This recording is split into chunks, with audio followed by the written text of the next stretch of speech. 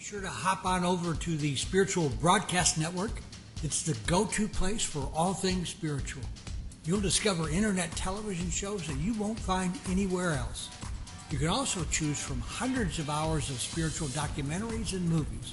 You'll enjoy on-demand and live internet television programming 24/7. Best of all, we add new dramas, comedies, talk, and reality shows and more on a daily basis.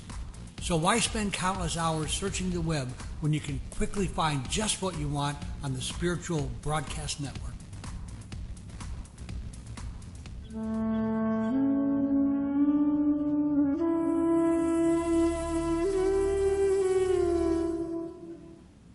Hello, my name is Evananda.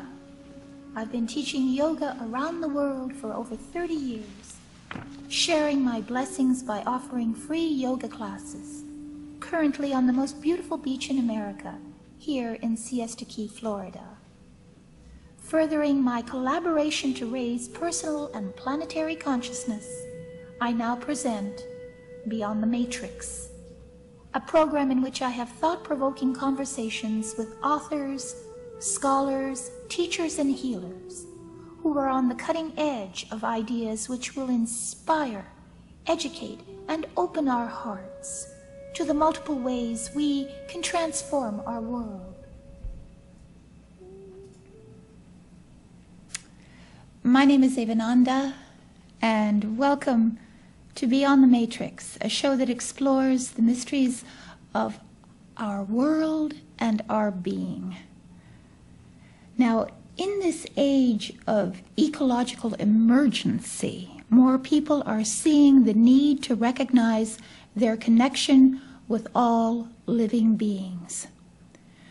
Communication between humans and animals have taken on a deeper meaning and urgency. We share our planet with the animals, and the same spiritual source that gives us life also gives them life. Mankind and the animals come from the same spiritual realms, and we are more alike than we had previously suspected. As we humans evolve morally and spiritually, we become more and more aware of our fundamental psychic connections to the animals. We can learn so much from animals about how to live in harmony with nature, about loyalty and unconditional love. For animal lovers, direct telepathic communication with our animals can improve our understanding of our pets, and it can give us tremendous joy and a deepening of our relationship with them and with spiritual things in general. To discuss this very important subject, my guest this evening is Wendy Cooper. She's an animal communicator. Wendy had a thriving psychotherapy practice for years. She has used telepathic communications with animals for the past 13 years. Her current focus is to serve her animal and human clients to the utmost when it comes to relief from grief over a sick pet or one that is crossed over, clarity about pet health and behavior, and animals' mission from his perspective, personal messages from the animals, human companions, and just fun. Wendy is a Reiki Level II practitioner and a co-author of the renowned book called The Spirit of Woman Entrepreneurs. Welcome to the program, Wendy. Thank you very much for being here today. I'm very excited about this subject. It's actually the first time we've spoken about this subject on my program. Thank you, Ava. Yeah, glad to be here. Well, the first thing that we should do, obviously, is that you should help our audience to understand what animal communication is. Animal communication is telepathic communication with animals. Mm-hmm. Telepathic communication, or telepathy, is an exchange of data between beings from a different perspective, a different part of the brain. Mm-hmm. And it's exchange of that data through other than the five senses. Mm-hmm. Mm-hmm. We are so used to using and depending on just our five senses.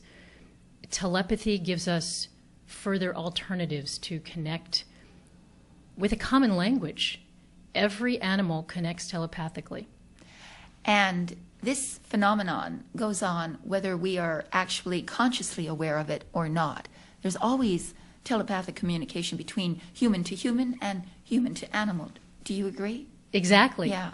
Yes, good point. That we do it regularly. Yeah. If I've been thinking about a friend that I haven't thought about in years for the last few weeks, and then she calls, that's an example of telepathic communication. If I'm with a friend and we think about the same thought at the same time, that's telepathic communication. We do it without thinking.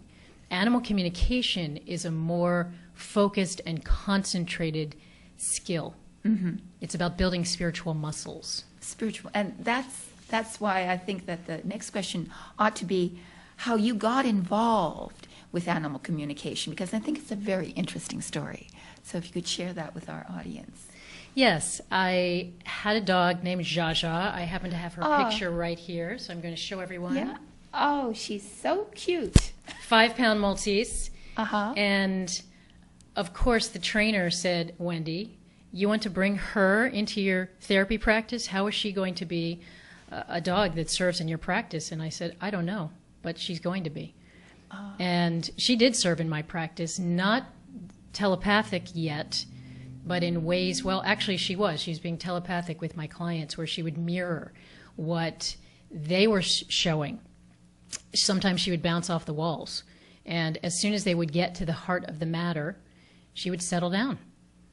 And so it was grist for the mill. She was very powerful part of the practice. And people would stay in their therapy sometimes just to come and see Jaja.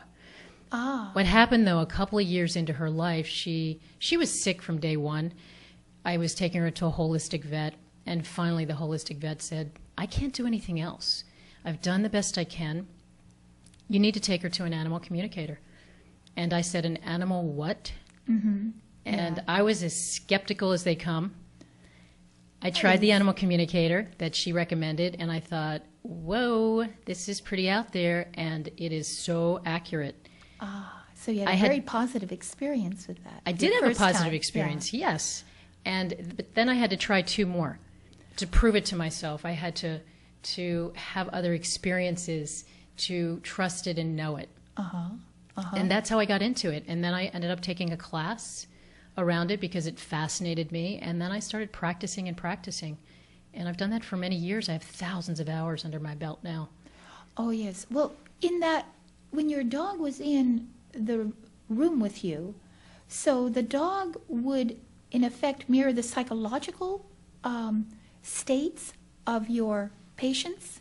Is that how it would happen? Sometimes, yes. Sometimes it would happen that way, where she would start acting out and barking and running around the room. And as soon as the client would get to what he really needed to talk about, she would start to settle down. That's most typically how it would happen. And when you are in your practice now of animal communication, what are the areas that are most commonly needed, your services are needed for? People use animal communication for many, many different reasons. Typically, I would say probably 50% of my clientele have to do with the experience of animals crossing over, that is dying, either before, during, or after that process. People are so connected to their animals, as we all know. Sure. And it's extremely painful for most of us when we go through this. I'm not sure I could have gotten through it without the help of an animal communicator. I was doing some of it myself by that time when Jaja crossed over. It was really powerful. Oh, yes. Very powerful. You certainly miss them as much as you do a human being. Yes, no question. Or more. Because or even more sometimes, because the relationship is more pure. Exactly. In a sense, it's more absolute and connected. You're not wondering how the other person feels about you. You know how they feel about you. That's you know right. how the animal feels about you. That's right. And again, this is unconditional love that they show us. Exactly. Right. The other 50%, though, of my practice, and this is clearly an animal communication practice, I don't do the psychotherapy anymore, although I sure do apply some of those skills still. And that is that the other 50% has to do with behavioral issues or just curiosity, fun. The animals are incredibly positive. Even when they start out in pain, we figure out ways to negotiate with them and see exactly what they need to help them to feel better. Now, they certainly they're not pharmacists, so they wouldn't know what particular drug that they needed or anything like that. Good point. When animals are on medicines, I typically ask people to write them down for me, and I telepathically access data in a visual way with the medicines. And the animals can share with us which medicines are most helpful compared to those that are not, how much they need, how often they need it. It's pretty clear.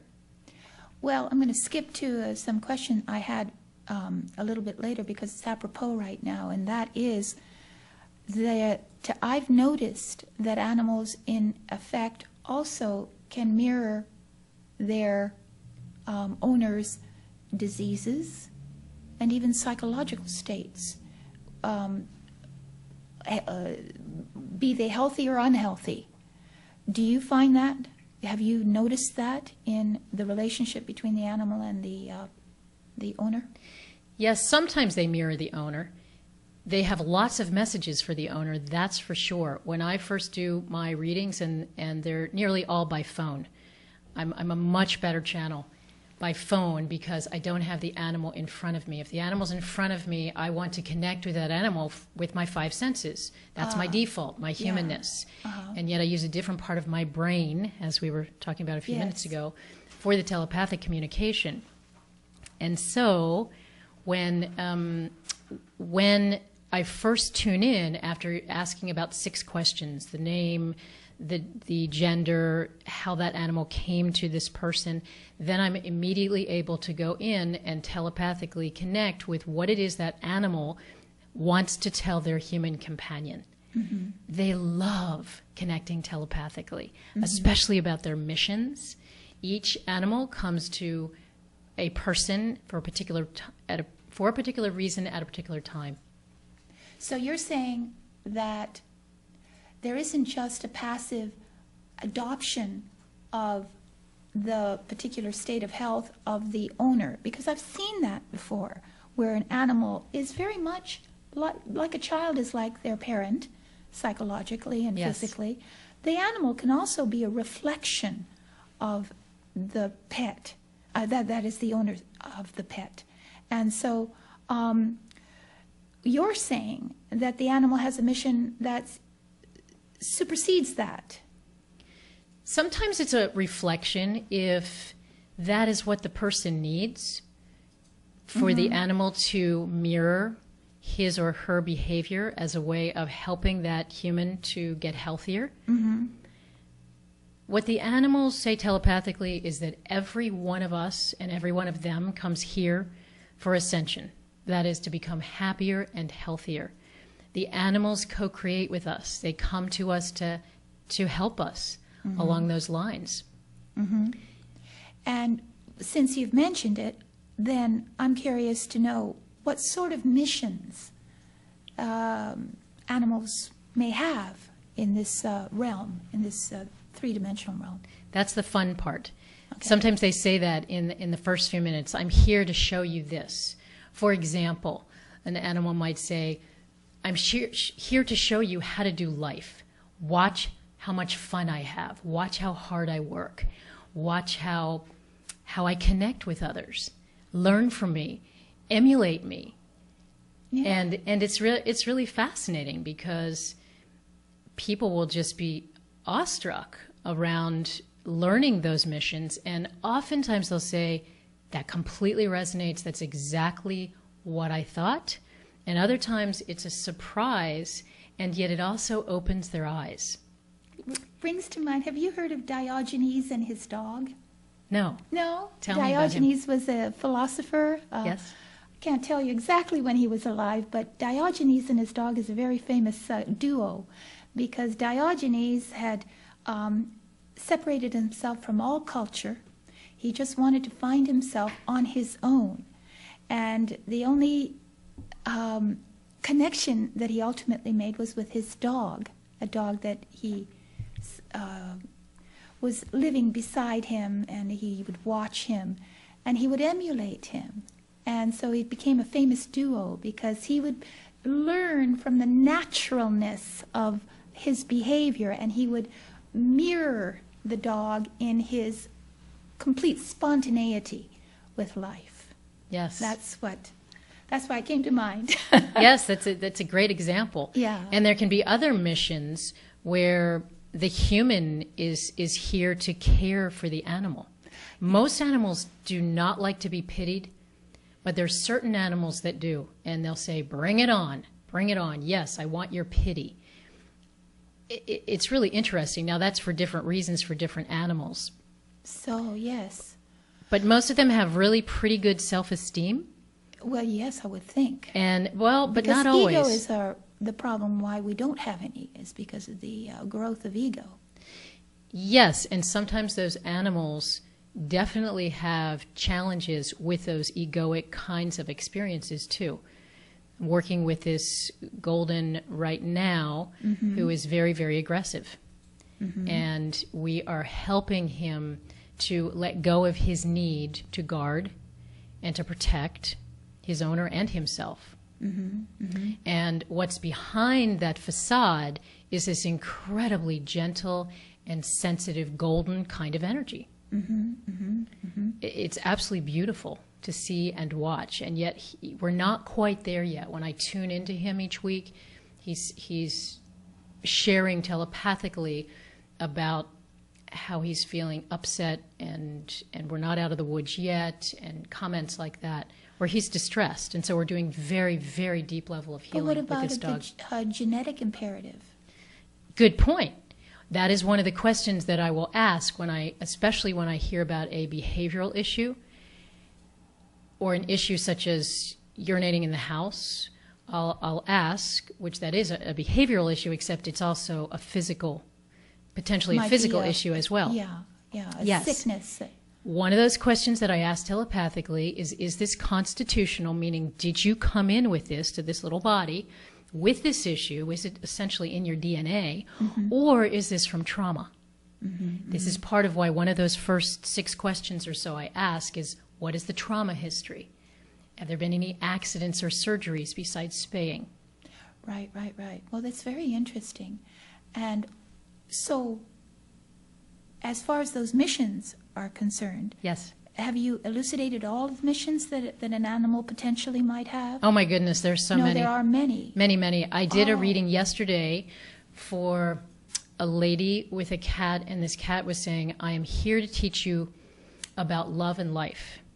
And this is a person who has challenges with relationships.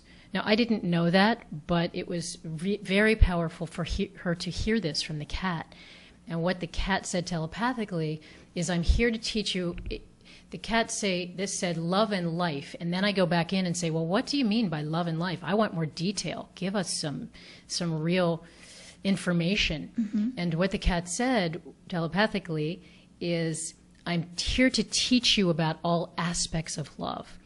How to open your heart to romantic love. How to be more open to unconditionally loving even your coworkers and the guy that cuts you off in your car on the road. And even with your friends, I'm here to help you to go to a deeper love. And then when we go deeper and say, well, how are you doing that? It's about the openness that the animals typically give to us, about open heart. That one's fairly obvious. And there are many more reasons that they give us what they call assignments. Mm-hmm. And I can't remember exactly what these assignments were. Mm-hmm. I'll give you another example, though, of another reading I did last week about a dog that's been peeing in the house since day one. He's 8 years old. And what he said telepathically was, he was talking about the woman who comes in and just has this incredible anxiety that he clears. He tries to take her anxiety away. She's the cleaning lady. No. She's the human companion. Oh, she's the human companion. Yes. Oh, dear. And so she's saying, I know it's been 8 years, but I can't stand it anymore. That he pees in the house 3 to 5 times a week.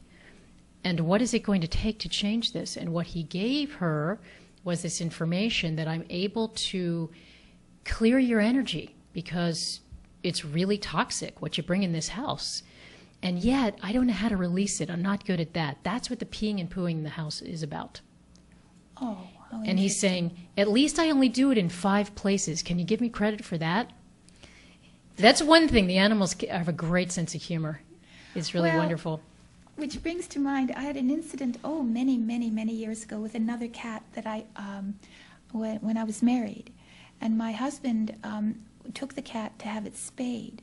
And of course, the cat was not very happy about that situation. Yes. And as a form of revenge, the cat waited very patiently until my husband put his very favorite jacket down on the bed. Yes. And then he peed on that particular jacket, and only that jacket, and nothing else ever before or ever after. And I think the cat knew how he favored that jacket and loved it and wanted some form of revenge. Yes. I'm not surprised. They definitely have feelings similar They to have ours. feelings, yes. They definitely do. Yes. I wanted to go back for one more minute Yes. to share about this dog Yes, that's been please. peeing in the house for 8 Yes. years. That was a week ago. We did this session. Yes. And we happened to connect about something else yesterday, and she said, I need to share with you that he has not peed in the house one time since we spoke. And people are always saying, well, how do you know this is real? Mm-hmm. That's an example of how we know it's real. Now, we're not finished with this situation. Mm-hmm. This is long-term, it's chronic, it's habitual. Yes. Even if we're doing what we need to do, what I do want to emphasize is that he gave her some assignments. One of them is before you come into this house, you need to take 10 deep breaths and leave it outside. And I said, well, what do you mean by leave it? What's it? He said, it's the pollution. It's all the stuff that you accumulate from the people and the situations in the world. Mm-hmm. I don't want it in here. I can't do it anymore. I need to be in retirement, and you need to practice doing it on your own. Oh, my goodness. And what was her reaction to that? She said, oh, my gosh, that makes sense. That is my personality. Mm-hmm. Mm-hmm. Meaning Well, she it's comes really in phenomenal. The level of sophistication, actually, within the psychic world of an animal. Because we really don't feel that there's that much complexity within the psyche of an animal normally. Yes. It's never been a common belief that animals possess complicated internal thought processes. I mean, that's the prejudice, that they don't have that. It is true, and it's not as though we are talking directly to the animal, Ava, the way you and I are speaking now. Mm-hmm. When we tune in telepathically through our pineal gland, through our pituitary gland, through our third eye, which is here, and the chakra, the top of the head, we are tuning in to a different realm. The animal could be in China, for all it matters. It doesn't matter where they are physically. This is definitely telepathic. It doesn't have to do with the brain or intelligence, although that does sometimes come out, that a particular animal comes in with a really high intelligence, and there's a reason for that in that specific situation. That was the Sheldrake coined the term morphogenetic fields, informational fields that surround us that don't really have any limitations. Yes. They can expand from one end of the universe to the other. So in that field is where these communications can take place, even Yes. on a sophisticated level. Yes. This information is information. So I spoke with a few of my friends in my favorite little coffee shop, and I mentioned that you were to be my guest. And one of the questions that was asked, that asked me to ask you, is, do animals have a sense of time? In other words, when you leave an animal, just as an example of one thing, for an extended period of time, say you have to go to work or wherever it is the animal cognizant of how much time you've left it, and is it upset over the duration of that time? Does he know, he or she? My experience is that yes, he or she does have a sense of time. It is more traumatic for some animals than others. As we know, many animals tend to have separation anxiety. I teach classes, and one of the things I teach is that a most specific way to use animal communication, and one of the best ways to use animal communication, is to tell them, there's a way to do this telepathically, to tell the animal that you're going away, how long you're going to be away, and when you're going to be back. If it's an 8-hour day, that's a really good thing to do. For some animals with the separation anxiety, at times they need to be, even if you're going out to take the trash out, you need to say, I'll be right back. Oh yeah, so so you're saying that the animal needs reassurance that they'll see you soon, but do they have that sense of how long you've been gone? Yes. Yes. This is how one can telepathically describe the data. There's a way to use a 24-hour period with the light and the dark. This is part of how that's communicated to the animals, night and day. I see. For instance, if you're leaving in the light and you're coming home in the dark, there's a way to telepathically tell them that. Yeah. In the same way, if you're leaving for 3 days or a month, there's a way to share that with them. And also, I encourage them, the animals that is, to say, well, what is it that you need while this person is away? Sometimes they say, I need for you to check in once a day, telepathically. And I teach my clients how to do that during the reading. Or in the case of the little dog who pees in the house, he was very clear. That's actually why we spoke yesterday, that this lady needed to go away for 5 days, and he said, nope, don't want to have any contact with you. I need a break, and so do you. You need to be learning how to do this by yourself. In that instance, it was a relief to the dog that they were having a separation.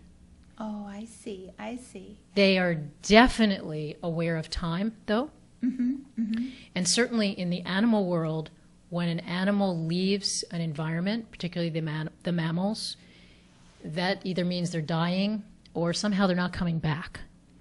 And that often is what I hear telepathically about how it's integrated into many dogs and cats in particular. That when the owners leave, or the human companion, I tend to try to avoid using that word owner. I use the words animal companion and human companion, so there isn't any kind of it's a slave master possession. kind Yes. of connotation Yes, with the other, thank you. right? Yeah, yeah. Yes. Well, then, because you had spoken about this separation, it may be just in a month or two, but sometimes people die, or, so there is that absolute separation at death. Do, in your opinion, animals reincarnate?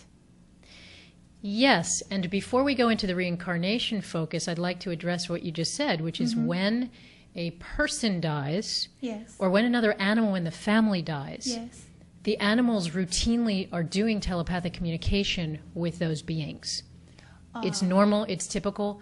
Sometimes, though, when I get a call from a human companion that says, my animal seems really depressed and her brother just crossed over, then I get an inkling, okay, I need to check out to see if she has forgotten how to do telepathic communication with her brother who just crossed over.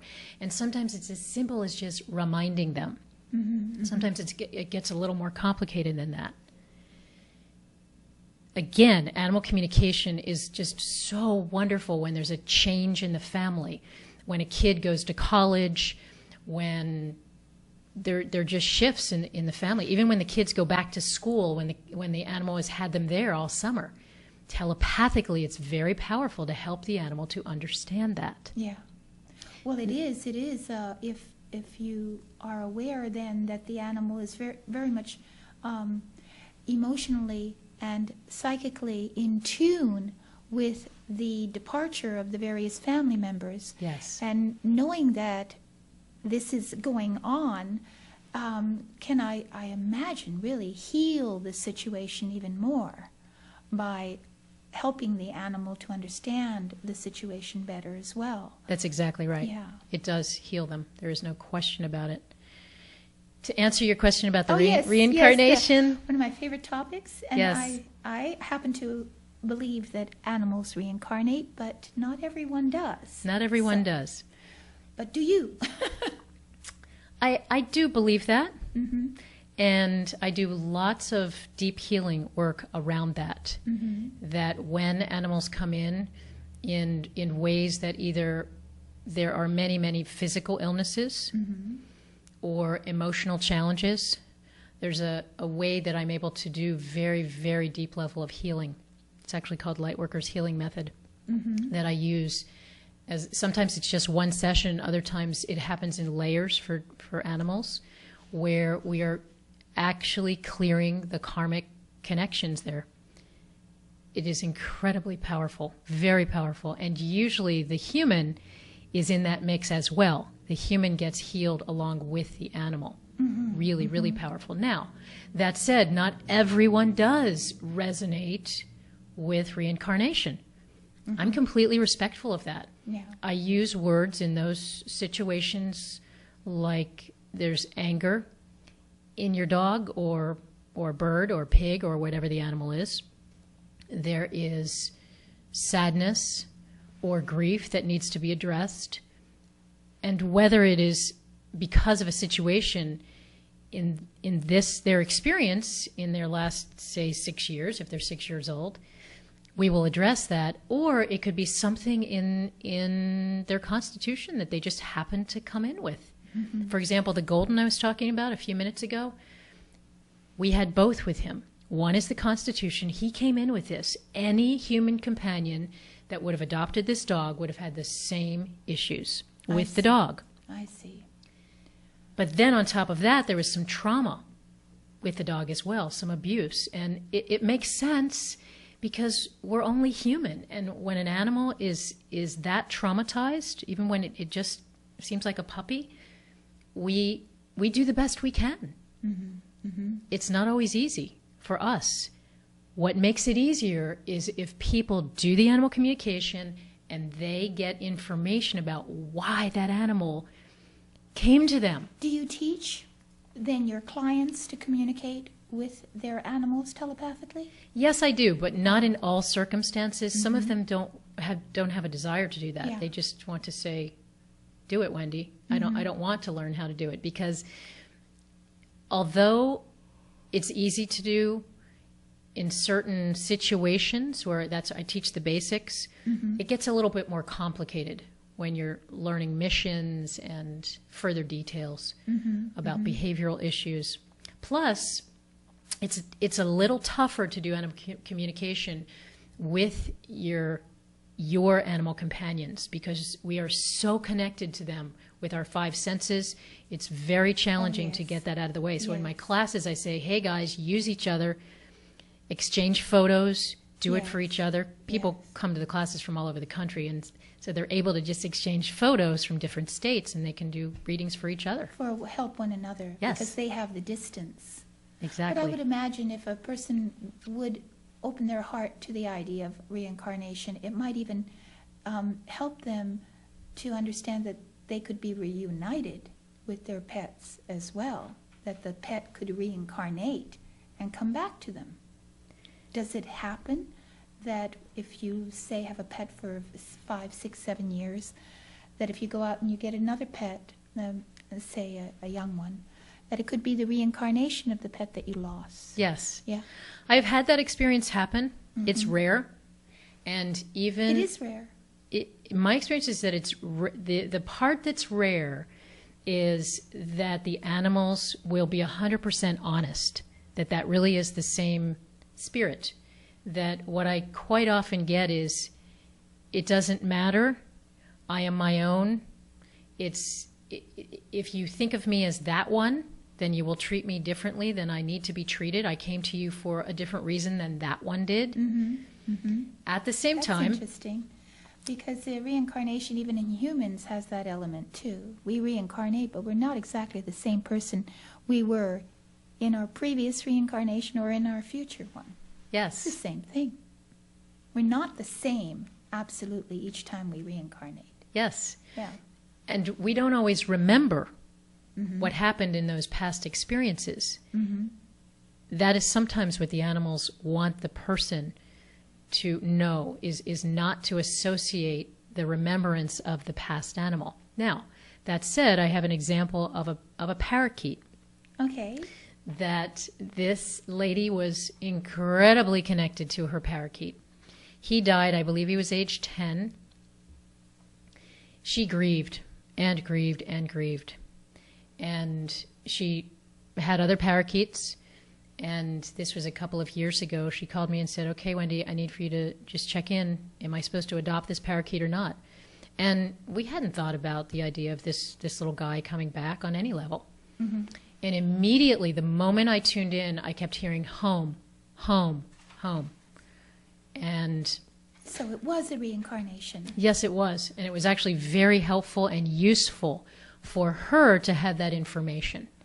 For her whom? I'm sorry, the human companion to have the information that the parakeet was coming back. Oh, okay, yes. Yes, same spirit. I could see that, because you'd be thrilled to death to know that that particular spirit, whether changed or not, was that particular spirit. Yes. And knew you. Yeah, it's Yes. very heartwarming. Yes. Oh, and then, which brings to mind, what about the animals who are serving the masses, such as circus animals, those at places such as SeaWorld? Now, is this abuse? And what do the animals feel about their life there?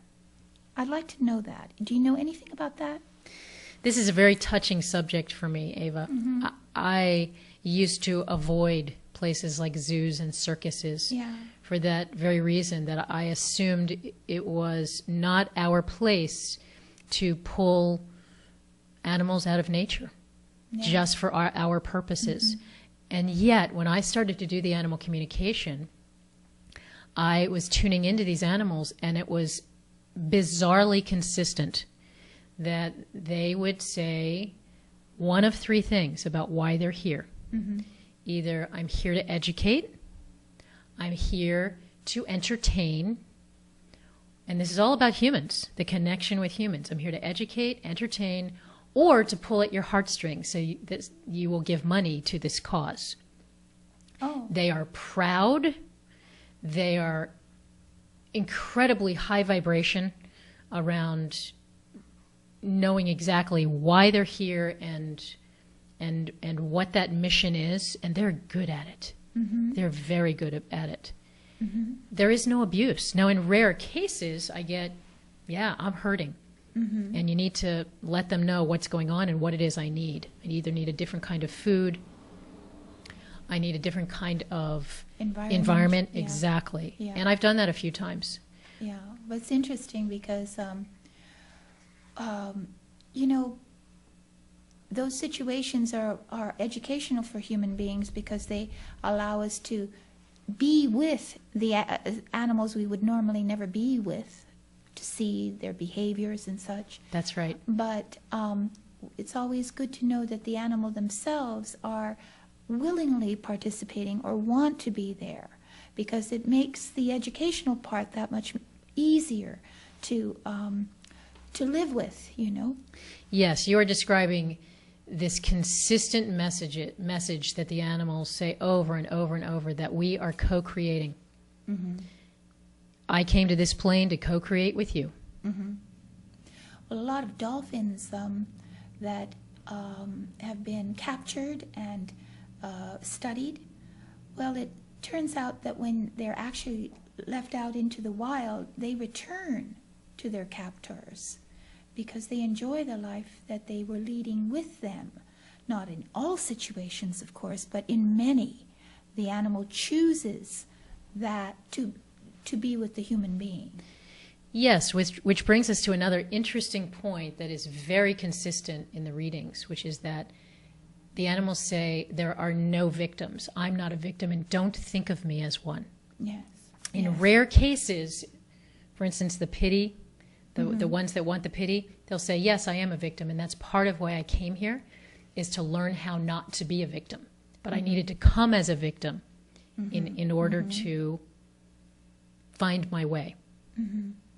That's very interesting. Now, as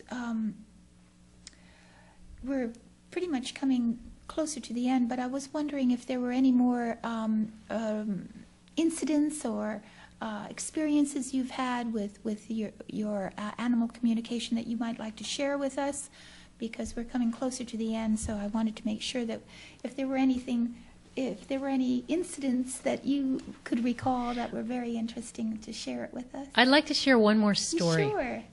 And this story is about a very painful situation that a client brought to me some years ago. She had a dog when she was a teenager, and she's now probably in her 40s, that chased her on a rainy night. He escaped out of the house, and he ended up getting hit by a few different cars. Oh, gosh. I mean, it's just, I'm not going to tell you all the details of this story, but it was really horrific. All right. An incredibly painful situation for her. Okay. And she said, I still, after all these years, feel so guilty that it was my fault that he ran out of the house that night and that he got hit, not just one time either. When we tuned into this dog, he said telepathically, I would have found a way. I knew at that point that I needed to serve you from a different perspective, that is from the spirit world. Had it not been that way, I would have found some other way to cross. And what you need to keep in mind is that before that first car hit, I shot out of my body. I felt no pain. And she had a hard time grasping this. And what he said next was, well, would you feel guilty if you ran over a leaf with your car? Which was an analogy that she really got. Well, no, of course not. The leaf is fallen off the tree. It's already gone. Yeah. It's lifeless. And he said, exactly. And I experienced no pain. Nor do I experience pain now, except that I haven't been connected to you. You need to reconnect with me energetically and call on me in these particular types of situations in her life. And that helped her a great deal, I would imagine. Enormously. Yeah. It's interesting because the same sort of phenomenon, psychic dilemmas, occur in human beings when family members experience death, trauma, accidents, or such. They also can't understand that perhaps that horrific experience was a part of a plan, a part of that person's plan, not perhaps consciously, but certainly at a level of knowing, spiritual knowing, that was necessary. Maybe they needed to die at that particular time. Maybe they wanted to die at that particular time. Maybe their death had more meaning for the other people around them than even for themselves. Yes. And there isn't anything in life that's really accidental. Everything is chosen. And it's not surprising to me that an animal also is at the same level of being the chooser of his life and his experiences. So we agree. That's what I'm saying. Yes, there is Yeah. an interesting aspect of that Yeah. around that the animals say that they choose their experiences, and yet, as the example about euthanasia, well, what if the animal's saying, I want euthanasia, and the person can't do it?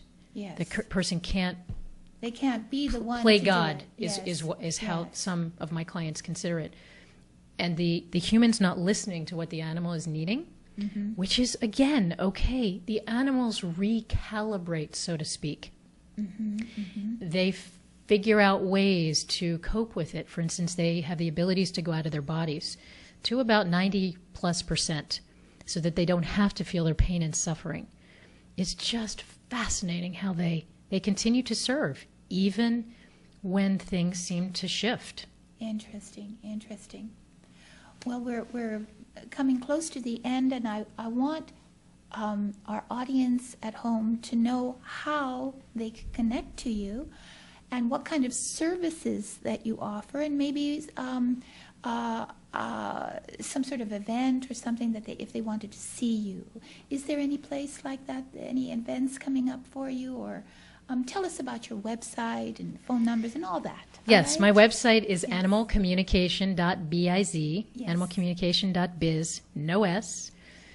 And my email is wendy@animalcommunication.biz. My phone number is 941-806-7080. I help people to feel closer to their pets, whether it's behavioral issue, whether it's a medical issue, whether it's just curiosity. The animals need a voice, and I'm that voice. And so I also teach classes, though. Oh, you do? I teach classes. What sort of class? I teach people how to do the animal communication. Okay. It's yes. all by conference, teleconference, so people can do it from all over the world. Oh, you essentially. mean via Skype or something like that? Actually, it's teleconference. It's a Yeah. teleclass. Oh, excellent. Yes. A lot of people are doing that now. People love it. Yeah. Yes. Well, excellent. And I want to thank you very much for being with us tonight. Thank you, Ava. This was a very fascinating conversation, and your work is helping everyone. And I hope those at home appreciate the service that Wendy performs for all of us. Please tune in next week for our show here at Beyond the Matrix, and let peace and love be your guide. Thank you for being Sure to hop on over to the Spiritual Broadcast Network. It's the go-to place for all things spiritual. You'll discover internet television shows that you won't find anywhere else. You can also choose from hundreds of hours of spiritual documentaries and movies. You'll enjoy on-demand and live internet television programming 24/7. Best of all, we add new dramas, comedies, talk, and reality shows and more on a daily basis. So why spend countless hours searching the web when you can quickly find just what you want on the Spiritual Broadcast Network?